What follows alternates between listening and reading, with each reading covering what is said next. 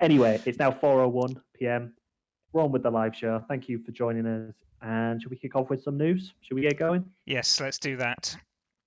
Let's do it. Kingdom Hearts. You a fan of the Kingdom Hearts series, Dan? Not a series I'm very familiar with. Is this the Disney?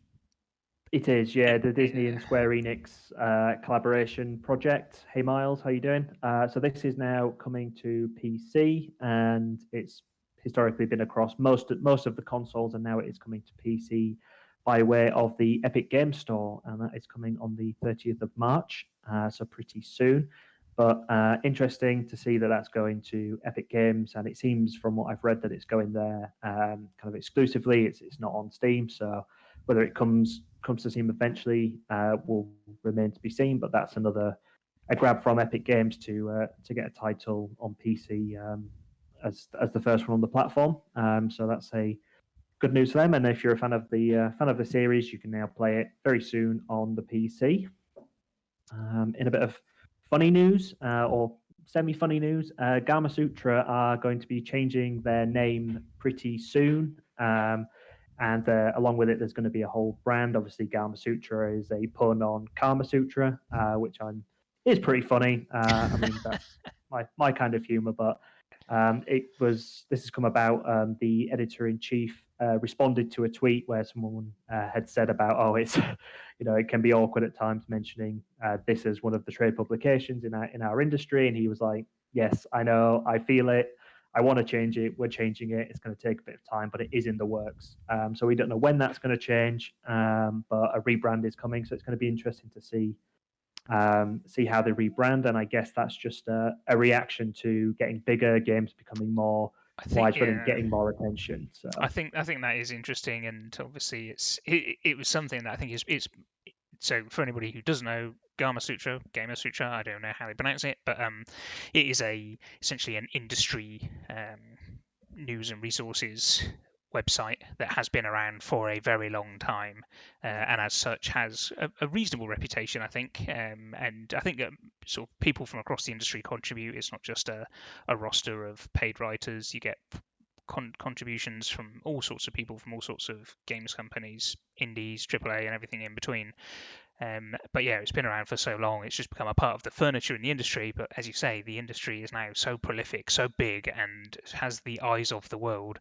And yeah, maybe when your next big investment house comes looking for information about the industry, is that the branding you want to be surfacing? Maybe not. So yeah, maybe it's another indicator of the industry growing up. yeah, be interested to see the new name and branding when that comes out. So looking forward to that. In something which is interesting, in kind of similar along the vein that we talk about a lot, Remedy have announced that last year was a record year for them, despite not releasing a game. So again, what we talk about a lot with the long life games and not necessarily having to rely on new releases all the time to bring in your revenue. 2020 was their biggest year. They saw a 30% increase in their revenue to 41.1 million euros. So not to be sneezed at. And that was mainly helped by the success of Control that recently went to the next gen consoles and has been doing very well. But yeah, it just shows again that you don't have to be pumping out huge titles every year. You can build on the games that you've released previously and put love into those, and you can make them last a long time and benefit you financially by doing that rather than putting out a game immediately moving on to the next one. So it kind of backs up what we talk about a lot, and we're seeing it go the industry go that way quite a lot. So I think Control is particularly interesting because they aren't. I don't think Control is pitched as kind of a games as a service type game or a live game. It is. I think they've done, limited amount of updates and expansions. Like I say, they've kind of done. They've traversed between console generations, and I think they staggered the launch to PC from the original launch to console.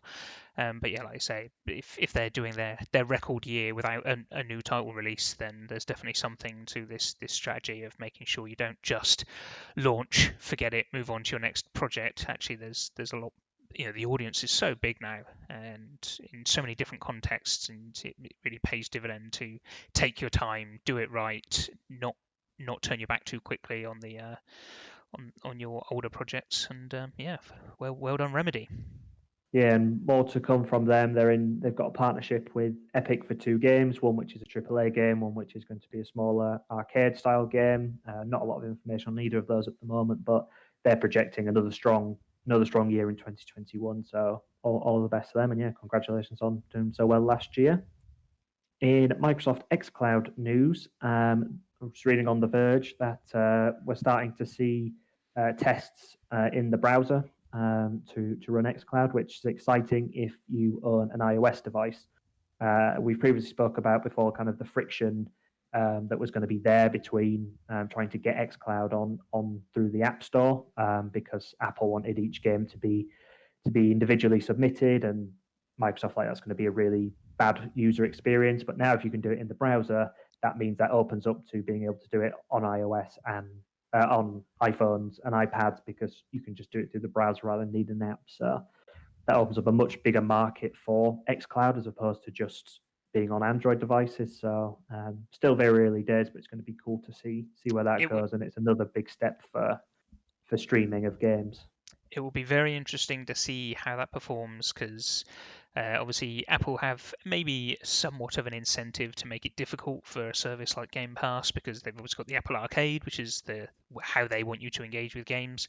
They do also kind of have the full control over the browser experience on iOS devices. So whether there's any, we've had experience, obviously, a lot of the work that we do, a lot of the web work, keeping browsers in parity with each other. It's not always easy to provide a ubiquitous experience across browsers, and I don't think I'm speaking out of turn for any developers out there would be familiar with, this issue only happens in Safari, and then if they are finding niche issues that only happen when you're trying to stream games through browser technologies to iOS devices, are Apple going to be overly incentivized to address that? Well, I guess we'll have to see.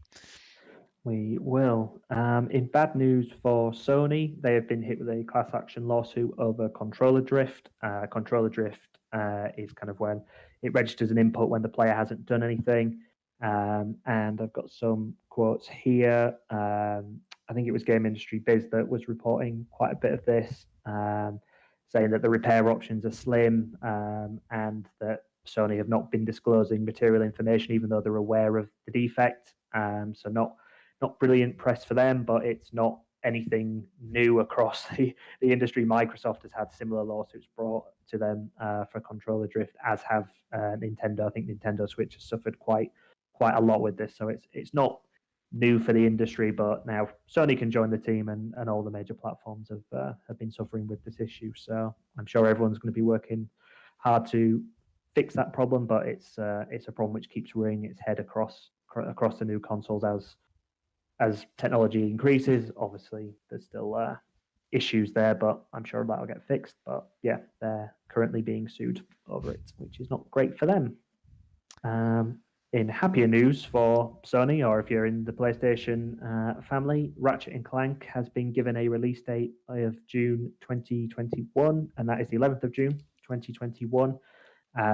Games get release dates all the time. We've picked this one out this week because so I just got a notification saying my beard is wild, which has thrown me off. So the reason we picked this one out is because it was never confirmed as being available at launch of the PS5. It was always said it was coming, and it was expected to be in the launch window. And then when it didn't come out around the launch of the PS5, it's kind of like, oh, when's it going to come? So it's cool now to see it get a release date. It's going to be exclusive to the PlayStation. So if you're looking forward to that one, not too much longer to wait. That's coming in June. Next up, which news you might be interested in, Dan? The Last of Us 2 have cast Joel and Ellie, and they've cast Pedro Pascal, who is the Mandalorian, and Bella Ramsey from Game of Thrones. I haven't watched Game of Thrones, so I apologize. I don't know who she is in Game of Thrones, but I know you're a big The Last of Us fan. You're a big Mandalorian fan. You excited by this news? Yes, that's very exciting, very good. I think that's a great signing, really, isn't it? That audience. Again, we talk about this kind of transitioning audiences from one faction or one platform to another. You're going to have a big overlap of games playing audiences and Mandalorian audiences and Game of Thrones audiences. So yeah, that's very very good signing, I think. Yeah, and it's on HBO, and they typically do really great programs. So yeah, that's looking promising for them. Good signings of the cast. And sticking with a similar theme, Jack Black has just been announced that he is going to voice Claptrap in the Borderlands movie. He's joining an already bumper cast, which includes Jamie Lee Curtis, Kevin Hart, and Kate Blanchett. So we seem to be talking more about this most weeks about things that are games adjacent. So it talked about a TV show with The Last of Us. The Borderlands is going to be a film. So kind of that extended experience still spanning off of the game into other mediums of entertainment. So that's big news for Borderlands. Jack Black is a great comedic actor, has a great voice for voiceover. So yeah, that will be interesting. And yeah, keep your eyes peeled for more on the Borderlands movie news. And we'll just close off the news section with I'm going to quickly run through some of the big things from the Nintendo Direct that was last night. Lots got announced, so I apologize if I don't mention anything that you were particularly interested in.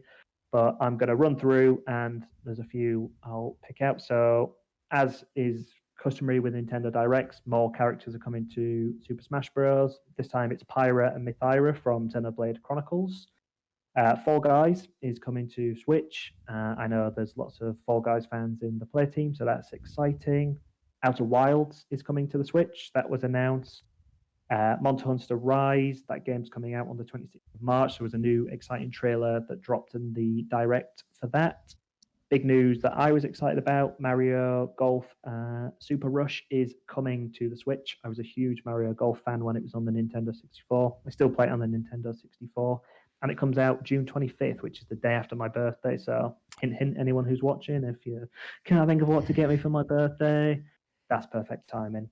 So that looks really fun. It's got a story mode, which the original game didn't have, and it's got a speed golf mode, which looks a lot of fun, a bit of chaos. So that will be that'll be fun. I'll be picking that up. Animal Crossing is getting a Mario update. It's a free update that comes out next week on the 25th, which, if my maths is correct, that's a week today. So you can be playing that after you watch next week's live show. Star Wars Hunters is coming. That's got a 2021 release date. And it's set between episode 6 and 7. So there's hope that there's going to be maybe the Mandalorian involved. We'll wait and see. There's a new game, Knockout City, coming, which is a team-based third-person shooter, but instead of shooting, it's dodgeball. And the trailer for this is really cool. It's kind of the characters doing an interview about the game infused with gameplay, which was a really nice way of doing it. It kind of, we've talked before in the past about doing shorts. It was kind of like shorts within a trailer, and it gives you just a bit of backstory to some of the characters in the first time you see them to get you invested really quick. So I really liked the way they did that, and the game looks like a lot of fun. I think that comes out in May of this year, so not too long. I think I'll probably pick that up as well. That looked very fun. Legend of Zelda Skyward Sword was announced. I know a lot of people, my brother included, was really hoping for Breath of the Wild 2 news. Still no word on that. I'm sure it will come at some point, but yeah, Skyward Sword is coming out on July 16th. That's a remaster of a Wii game. And Splatoon 3 is coming, but not this year. It's coming in 2022. So those are the things I picked out. I went very quick. I'm going to take a breath now. If there's anything you want to comment on any of those down while I get my breath back. Yeah, sure. Yeah, Splatoon 3, I'm excited about. I was chatting with Adam before. It's one of those games that's really well regarded. Both games have been well received, and I've got excited for them. But I've never actually played, so I think it's my hesitancy with getting whooped in online multiplayer games has been enough. So yeah, I'm looking forward to checking that out. And yeah, I think didn't they brought they rolled somebody out to announce that Zelda isn't coming out just yet, and announce that they'll be announcing something. So that's always good fun. But yeah, a good showing. Perhaps nothing. Yes, whooped by Pete at COD in the good old days. And that's it. You've created my aversion to multiplayer, Pete. So I hope you're pleased with yourself. But yeah, so that's just a few of the highlights from the direct last night. There was a lot more that was announced. So there's loads of great guides on Etch. If you missed the direct, it was obviously on quite late our time. But go check it out. Lots of cool stuff coming for Nintendo if you're a Nintendo fan, which I very much am. And yeah, I think that's all we've got for the news this week. Dan, unless there's anything else you've got. If not, we'll roll to some Forza Horizon 4. Yes, over to Adam.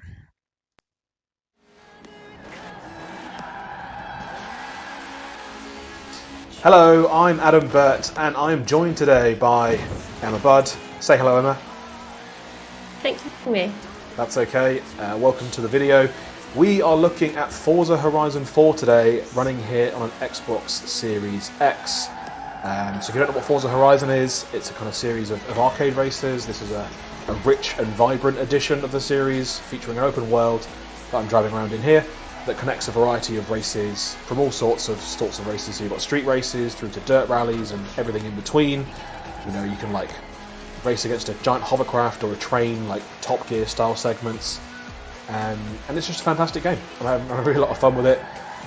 So I thought I'd show it off on the show and invite Emma as our resident racing game lover, although more of a kart racer you are, I would say, to talk about the game.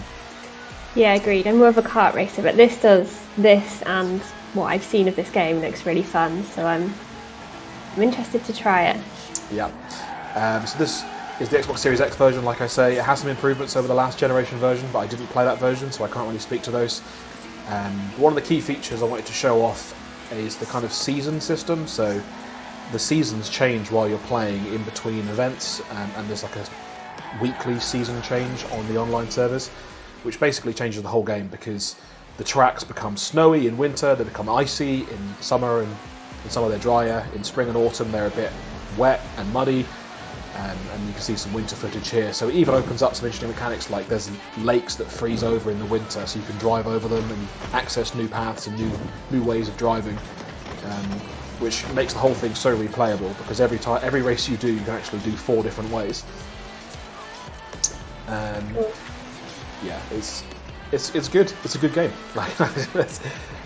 We've got to fill a whole video about it, but there's definitely a lot to like here. It's very, it's a rich package. I'm kind of mesmerised by it because it looks like. So are you just driving around here? Or you are following? This is driving around the open race, world. cool. So yeah, what you do is you drive up to certain locations in the game, and you say, "Hey, I want to do a race here," and then you just jump into a race. We're going to watch a couple of races in a second. But the sheer race variety and depth is incredible. Like, there's so many different types of events that you can do. My favourites are the ones that actually let you go off-road, and I think we're going to see one here now, actually. I love how this clip starts with the sat-nav saying go right, and everyone just immediately veers off and just drives off-road. Because this is an online race against other people, where you've just got to get to the ending the fastest possible way, and that's rarely via road. You just completely drive wherever you want. So that's very different to kart racing games that I'm used to, where you just go around the same track 3 times. Yeah. Yeah, and it does have races like that. It has street racing series where you go around cities. It's all based on Great Britain. It's like a condensed version of Britain, so you've got like Lake District vibes in there. You've got Edinburgh's in there, partially recreated. And yeah, we're going to watch some races. I think the first race that's coming up here, obviously I'm not playing live. We can pretend I'm playing live. This is actually pre-captured footage. The first race we're going to see is actually a cross-country race, which is a bit similar to what we're seeing now, but slightly more focused. So there is a specific track in this one, but it ignores the roads completely, basically. It starts on road and then quickly gets insane, so you'll see how I handle that in this buggy. I should say in this race, high-speed collisions were disabled, which is why the car's kind of half invisible. It's so that you can't get like smashed by people, which I actually think is more boring, but a lot of the modes default to that. And you can drive kind of through trees by the looks of things. Are they smashing into you? It depends on the size of the tree. There are definitely trees you can completely mow down. There's walls you can drive through, and there are walls that you can't. You kind of have to gauge whether they look like you can smash them or not. It just looks like a lot of fun. Kind of reminds me of like a Demolition Derby type game where you drive around causing chaos. I think the real success of Forza Horizon as a series, and definitely this fourth one, is it just caters to whatever kind of racer you are. Like, I love this kind of stuff where it's crazy, there's people everywhere, there's walls exploding, like everyone is driving all over the place. But you can do, if you want more normal racing, you can do that. There's absolutely events in there that are, very by the numbers, standard road races. Really wide variety of cars as well, so you get a bit of like strategy around the kind of car that you pick. So it's a good value game, is that what you're saying? Great and value. It's on Game Pass as well. It is on Game Pass, yes. And it's on Game Pass, so you can play it. You have that on PC or on Xbox. And actually, they just announced recently, it won't be on Game Pass as part of this process, but it's coming to Steam as well. So if you prefer Steam on your PC, you'll be able to buy this very shortly, and it's going to have cross-play with the Windows Store version, which is Game Pass, and the Xbox version as well. Cool. We're going to have a race, aren't we? Yeah, we're definitely going to have a race. I don't know how good I'm going to be at the more crazy, just trying to get to a destination, but I'm definitely more of a follow a circuit type racer. But part of it reminds me of, in the Grand Theft Auto games where you just jump in a car and you're just driving around, causing chaos and mowing down people and trees. Yeah, it reminds me of doing that, which I played a lot as a kid. One of the other things that I wanted to show off, which we're going to move on to now, is the kind of crossovers and collaborations. So I mentioned Top Gear earlier, and there's actually a whole Top Gear mode in this game where you can play a whole episode of Top Gear, as well as an expansion pack based entirely around Lego. But I saw that on the website. That looks really cool. What we've got here, though, as an example, this is a Halo-themed level, and I just think the amount of detail they've put in this, like, Halo takes place on a ring world in space. The sky is actually different when you play a Halo-themed level. This is a Halo-themed car, that's a Halo-themed spaceship that's flying past. And they've done voice acting, they've done custom obstacles, even the soundtrack is taken from the Halo game. I just think they've really nailed the collaboration here between these two Microsoft brands. They've gone all out. I was playing Mario Kart the other day and noticed an Animal Crossing course, which is not as complete as this one. There's a few kind of trees and Tom Nook in there, but I thought that was cool, and now I see this, I'm like, wow. So what happens on the Animal Crossing track in Mario Kart? It's just Tom Nook's just there asking you to pay his mortgage every time you complete a lap. He's just chilling in the at the side. Yeah, I didn't actually realise. I was just racing it, and I was like, oh, that looks like the trees from Animal Crossing. Oh no, wait, it's a full Animal Crossing course, which is pretty cool. Yeah, he's just chilling there. I think collaboration. Yeah, love those collabs. Crossovers are such a great way to excite people. Like, when I stumbled across this level, I was like, I've not even been, like, I am a Halo fan, but I've not played a Halo game seriously in a long time, and this just really ticked the boxes. There's so many little references in the kind of names and the voice acting, and it's really well put together. I think it's really impressive. There is also, I've not played this one, so I don't know how well this one's done. I have a suspicion it's not as in-depth as this one. There is a showcase remix event in the game where you race against the train from Hogwarts in the car from Chamber of Secrets, but not a flying version. It's a version that drives on the ground. Okay, I need to play that. That sounds amazing. I don't think they've gone as far with that one. I think that's a basic reskin, just reskins the train. Yeah, I mean, I was happy with the Animal Crossing Mario Kart crossover, so I can. Oh yeah, I'm keen to play that. That sounds great fun. I think when you've got a crossover like that, and you just get anyone who's a fan of one of those elements, it's amazing. Yeah. This does look like great fun. Yeah, and then there's just, like you're saying, we've said it a couple of times, there's just so much in it. Like, there's, no matter what kind of racer you are, no matter what you're looking for, this probably has a race type for you, and a lot more besides. Like, there's probably 7 or 8 different events in this that I don't even like, that I actively avoid, but there's still so many that I do like, that I just keep playing it. And I get a kick out of the fact that it's set in the UK as well. Like, I like driving around fake Edinburgh. Yeah, that's really cool. When you recognise certain things, and I just like racing games. I just think racing games are great fun. Like, even if you're terrible at gaming, you can have great fun trying to get a car or a cart around a track. Yeah. And we've Fun for obviously, on the everyone. YouTube channel before, we've done a Crash Team Racing showdown, so what I'm hoping is that this is going to inspire us to do a Forza Horizon epic championship between myself and you. Maybe some other people. Are you hoping that you won't lose this time? I am hoping that I won't lose this time. I mean, I've had a lot of practice in this one. I have put a lot of hours into this game. Yeah, no, I'm definitely keen for that. Sounds like great fun. Maybe in a future live show. Definitely. If you want to watch that, let us know in the comments or in the chat, and make sure you're subscribed to Etch Play on YouTube. This has been Forza Horizon 4. I've Adam Burt, and she has been Emma Budd. Thanks very much, Emma, for joining me. Thanks for having me. Anytime. And we'll see you again on a future video. Stay safe, and we'll see you See you again soon. later. Bye. Everyone. Bye.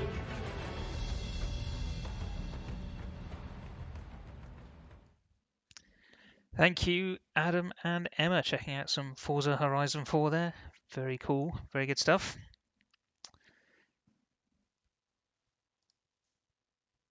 We seem to have muted Ben. I muted myself. Oh, okay. Well, I've ruined the display in the window. Trying to. There we go. We're back. Yes. Good to have Emma back on the show. And yeah, apologies for that. I don't even know why I muted myself, but we're back. And we're going to be talking about events. Dan, you are our resident events expert. You love going to events. You love talking about events. You love running events. And it's safe to say over the last 18 months, maybe not quite that long, over the last 12 months, it's been a bit of a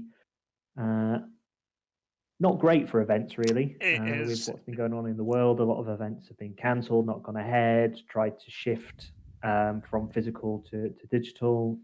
It's a bit of a crazy world. We're not quite out of it yet. What's your feelings on the event scene at the moment? So yeah, as you correctly identified, I'm a huge fan of events. I rely on it for it's kind of how I stay connected to the industry in a lot of cases. I have a lot of, I guess, industry friends and peers that it's great opportunity to connect with. Like I say, we run our own events, which I just really enjoy doing. Find it very, very stressful but very fulfilling stuff to do. We always go through that cycle of putting on an event the day before the event. You're thinking, why have I done this? Why are we doing this? And then everybody really enjoys themselves, and you're like, yeah, let's do another one. So it's definitely been something I've sorely missed throughout this pandemic, and have struggled to kind of find a good replacement for in-person events. And yeah, I think it's been an interesting forced evolution, much like many things have been. We talk about how COVID has been the forced digital strategy for a lot of people, and I think the same absolutely applies to events. There's been a lot of innovation and evolution of the digital event space, but there's potentially signs of some coming back, and I believe you've got some stats for us on 2020 and 2021 so far. I do, yeah. In 2020, and I just want to thank Games Conference Guide for providing these stats. They didn't give them to us; we went and got them from their website. But still, want to thank them for pulling those together for us to use. So yeah, in 2020, 99 events went ahead as planned. 31 got cancelled altogether, and only 23 that went ahead were physical events. And as you might imagine, the vast majority of those happened between January and March of last year. There was a smattering of physical events after March, but pretty much everyone either cancelled or went digital. After that, us ourselves, we were planning on running our rocket jump event in 2020. That's always historically been a physical event where we've had people come in, we've done interviews, had keynote speakers, had people come in and showcase their games, and obviously that just wasn't possible last year. So we took the decision and we moved digital. We didn't completely cancel the event. We took a different approach, and Adam did a great job of that. There's some good interviews on our YouTube channel which you can check out after the show. But it wasn't quite the same, and we know that we felt those challenges for our event, which I think is why a lot of events cancelled. And it's been a difficult evolution, I think, to kind of pick it up and do it on the fly and take something which is always been a physical experience to then put it online and still have the same traction and same buzz around it that you would get if you had thousands of people. Rocket Jump doesn't have thousands of people, hundreds of people coming all in one space to get together around something that they love in being games. So it's been a difficult 12 months for sure. And I think it's interesting. We touched on this last week on the show that these standout events. So yeah, you mentioned the stats we're getting from GameConf Guide. That's specifically focused on like global events. So these are the events that would have attracted a global audience. People would have travelled across international borders, getting flights and everything else. And a lot of the key beats of the industry are geared around these like real high profile events. So that's why we get excited and why we tune in to find out what are the games being announced, what are the updates, what are the new studios, and all these different things. And the shakeup has been interesting to see over the last year when those kind of beats have been missed or watered down, and what people have done in response to that. And it will be interesting again to see how quickly people run back to them, or have they found this is a good have they found benefit from doing something different and not being so constrained by these kind of somewhat arbitrary dates. So yeah, definitely an interesting time, but I'm personally keen to see events start to come back, but I'm also curious to see how they'll come back different. So yeah. Yeah, so far for 2021, there's about 103 events which are currently scheduled, of which, as you might still expect with the current situation of the world, about just over 50% of those are still planned to be digital events. 20% are planned to be physical, and as you might expect, most of the physical ones are being scheduled towards the back end of the year, when hopefully countries have been able to start rolling out the vaccine and we can start getting back to some kind of normality. And about 30% of those are looking to be hybrid events where there'll be a cross between some physical aspects and some digital aspects. So there's still obviously appetite for events. It's not gone away. People still want events. And the fact that we're seeing the physical events start to be added back to the calendar towards the back end of this year shows that there is still an appetite for that physical event to happen. I know there's been a retreat to digital everything in the way the world's been. A lot of people, ourselves included, have moved to a more remote working focus, and we're seeing that across. But people still want that physical experience, and it's great to see that is still on the cards for people, especially for you. You'll be happy about that, as you said. You love going to events, and you kind of lose those corridor moments in a digital event where you bump into someone you might not have expected to see, or you hear over a conversation, you can join in and you can pick up those in the physical space. And it's really difficult to replicate that online when you're just sat in your house watching your laptop, watching something being broadcast at you. It kind of takes away the two-way element of events. You can do it, but it's very difficult to do. And it's kind of, the digital events have moved into more being we're doing this at you as opposed to you're involved in the experience. Yeah, I think that has been a key challenge for events, is when people have taken the traditional format and applied it to the digital space. What everybody's kind of done is created limited, essentially recreating what you can get on YouTube. Here's this person, they're going to do a talk, but it's at this time and it's available on this channel, and that's not really how people want to consume that sort of content. You want to go on YouTube and you want to say, I want to find out the latest from this person or this topic, and read that. It will consume that on demand. But like I say, it's those corridor moments and the conversations that are triggered by the talks in an event setting, and the fact that you know the other people who are in the same place, and you arrange to meet up and catch up and have business development discussions. Those are the things that have, I think, struggled in the transition to digital, and there's been various innovative approaches to it, and there's still a lot more to come from that. But yeah, essentially the content is really a facade for the true value of an event, and I think that especially applies in the games industry, for sure. Yeah, one big event which is coming back this year is E3. Now, E3 is an interesting one because in the past few years, some of the big players have kind of pulled away from the event. EA's, Activision's have just stopped going to the event. Last year it was called off altogether because of COVID, but this year it's coming back.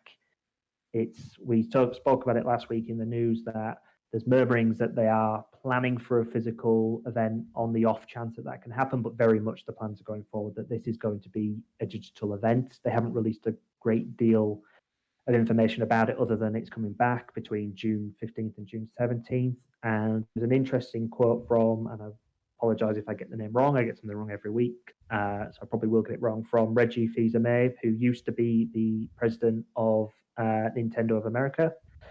And he said that he does think that it is the right thing to do to be digitally. And for that reason, there are more than 60,000 people who would typically attend an E3. There are millions more interested in finding out what's going on, and executing an event digitally is the way to bring that to life. So that's the right track. Having said that, I think the platform holders need to find a way to digitally to enable their fans, their players to experience the content, because that's the key to E3. And he's also said that right now the proposition for a digital E3 doesn't look that compelling. So, as you were saying, you need to think of ways to change that digital experience, and ultimately this could be make or break potentially for E3, because people are already pulling away from it. This is a bit lackluster. You've got to ask how much of a future does E3 have if it can't get it right this year?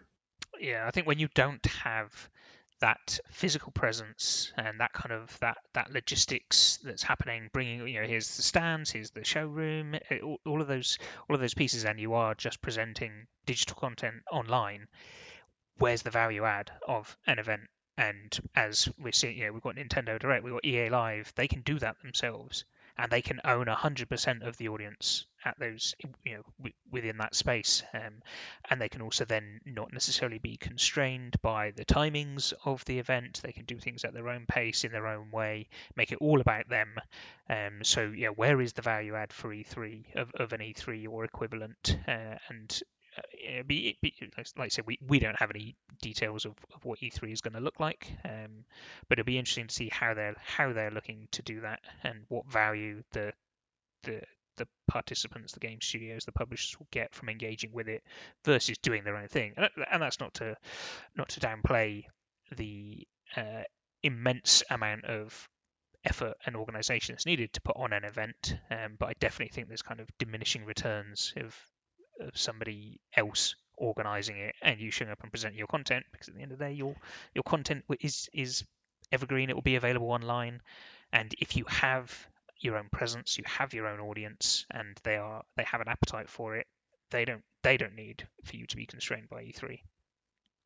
Yeah, and thinking about the quote from Reggie about making it a bit more interactive and getting hands-on. I mean, Devolver did a really innovative thing this year with their Devolver Land, where they kind of took the event spun it on its head, and they actually made it into a game to showcase their games as an event. So people can do it, and as you say, that's to a lot of people is a lot more engaging than sitting down and just watching a broadcast through your laptop screen on Twitch or YouTube. So it's really going to be interesting to see where it goes, and if E3 is going to mix it up and do something different, or if we'll kind of see it fade away and things will just become like EA Lives and Nintendo Directs, and everybody will just go out and do it themselves, because why would you not? But moving away from the big events, I think what is interesting about the way it's moving, we were talking about this just before we came on, is kind of being able to now get access to more niche events, if you're interested in something niche. So what are your thoughts on for that sure? I definitely think that is an area ripe for opportunity, because the big global events, your E3s, your GDCs, your Gamescoms, they are the kind of the mass audience events, and as we've already covered, you kind of that content digitally can be catered for in other ways. What you don't currently have is a recognized familiar opportunity for people to get a bulk digest of a specific type of content. So we talk talk about, say, maybe narrative games, and there is a small event, I think it's Ludo Narracon, I think is the name, that focuses just on these narrative adventure narrative games. And if you're a fan of strong narrative titles, and maybe there's a small percentage of that kind of content at NE3, whereas if there's an event specifically for it, yes, it's a much smaller audience, but they're going to be a much higher engaged audience, and they're going to be much more interested in every piece of content at that. Likewise, so that's kind of genre focused or game mechanics focused. You can also do other smaller groupings of games, and we had experienced this by our involvement with the Guildford Games Festival, where we were able to put on it was a geographic grouping of games company, an celebration of games companies from a geographic region, and that is obviously a very niche kind of segmentation, but by moving our event into the digital space, we were able to expose that group of companies to a global audience. And again, sort of looking at the other end of the spectrum, the smaller studios were perhaps able to achieve a lot more through that than they would have otherwise been able to do by themselves. So yeah, I think looking at more smaller niche events is a really interesting opportunity. Yeah, definitely something I think we'll see more of going forwards. Yeah, that's a really good point. As I said earlier, about 20% of the events are looking to be hybrid events. I wonder whether we'll see that number start to increase in the future, just because you said, like with the Guildford Games Festival, if it had just run in Guildford, it would have been really well attended and would have generated a lot of buzz. But by also making it digital, obviously it was only digital this year because of the situations, but it proved that what was potentially, in the grand scheme of things, going to be a smaller event could reach a huge audience by going digital. So I think, there's going to be definite appetite to kind of mix the physical with the digital to cater for the people who can get there and want that physical experience, but also not limit it to just the people who can get there. So I think it's, as we've said, it's been a tough 12 months for everyone. I think it's going to continue to be a tough 6 to 9 months, probably realistically. And then hopefully towards the back end of the year, we'll start getting some kind of normality, and those decisions can, rather than being forced on you to have to go digital or have to go hybrid, you can make that decision based on what's right for your event, be that digital only, physical only, or a hybrid of the two. So yeah, it's going to be tough going forward, but yeah, the light is at the end of the tunnel. It's going to be really interesting to see how people adapt and then take what they've learned in the last 12 months into the normality of 2022 and see events really start to thrive again. And yeah, as we mentioned, I think the change that will last as a result of this will be interesting, and even this return to normality that's we're seeing from the calendar. There's appetite to bring some element of in-person events back, but there's also a lot of challenges around that, because all sectors, not just games, all sectors are kind of playing the same game. So things like event space is extremely difficult to arrange, both in terms of securing that it's going to be available, because who knows, and then obviously with every event across every industry trying to cram in their big showcase event in the last 3 months of the year is creating a lot of challenges, and people will be pushed to continue to adapt and change how they do things. Have we rattled on for long enough? Or we have. I was literally just about to wrap it. Probably should let people to enjoy their Thursday evenings. As always, thank you to everyone who has joined us and participating in the chat. We love hearing from you when we're doing the show. So thank you for joining us and getting involved. Dan, thank you for joining me to chat the news and events. I know you enjoy events. It's been a good chat. I've enjoyed it. And thanks to Adam and Emma for their middle section of playing some Forza Horizon 4. We'll be back as always next week at 4 p.m. with more news, a new discussion topic, and we'll be checking out another game. This episode, along with all our other episodes, are on our YouTube channel, along with a bunch of other interviews, games, and the Rocket Jump event we did digitally that I mentioned earlier. That's on the YouTube channel, so check us out there. And we're on Twitter, so just come and say hi, and you can answer Adam's question of what was the best E3 moment, although I think, he's right. The Halo 2 tattoo might be top of the list. But as always, thank you very much, and have a great evening. See you next week. Cheers.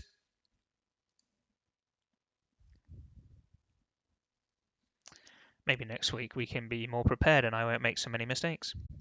Hopefully. And I was deadly serious about my birthday being near Mario Golf. So if anyone does want to get me that, hit me up.